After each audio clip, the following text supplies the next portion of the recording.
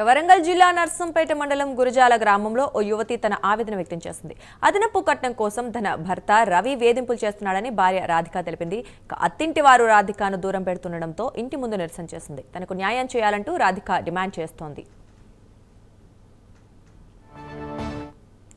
4 సార్లు వచ్చినాను పెద్ద మనిషికి, అంకుల్ మీరు కూడా ఉన్నారు, మీరు కూడా సైన్ చేశారు, మరి మీ ముందట ఒప్పుకొని అంతా రాసుకొని మళ్ళీ వచ్చినాక మా ఏం చేసుకుంటారో చేసుకునే వాదన ఎక్కడిది, రానియా అనే వాదన ఎక్కడిది అని వాళ్ళందరినీ అడిగి ఇక నిన్న ఇక్కడికి వచ్చి ఇక్కడ కూర్చున్నాను.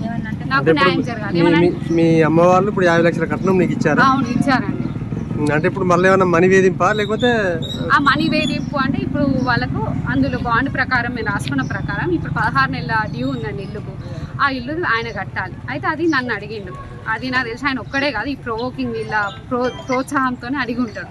వీళ్ళు అడిగిపించింది నన్ను 10 లక్షలు 8 లక్షలు అంటే నా దగ్గర లేవు. ఆల్రెడీ నేను 2 ఏళ్ల నుంచి జాబ్ చేస్తాను. ఈ పిల్ల నా దగ్గరనే పెరుగుతుంది. ఆమె కనీసం పాల ప్యాకెట్ కూడా వాళ్ళకి తెలియదు. 2.5 ఏళ్ళు. సో ఈ కోర్టులు ఈ కేసులు అన్నిటికీ నేను కూడా తిరుగుతున్నా. ఇవన్నిటికీ నా మనీ నేను ఆల్రెడీ అప్పులలో ఉన్న 10 లక్షలు అంటే చాలా ఎక్కువ. ఈ 43,000 కూడా నా ఉన్న జాబ్ శాలరీ మొత్తం పోతాయి. కానీ నేను నా పిల్ల నువ్వు కలిసి ఉంటామని నేను ఆ బాధ్యత నెత్తి మీద పెట్టుకున్నాను కూడా చెప్పాను.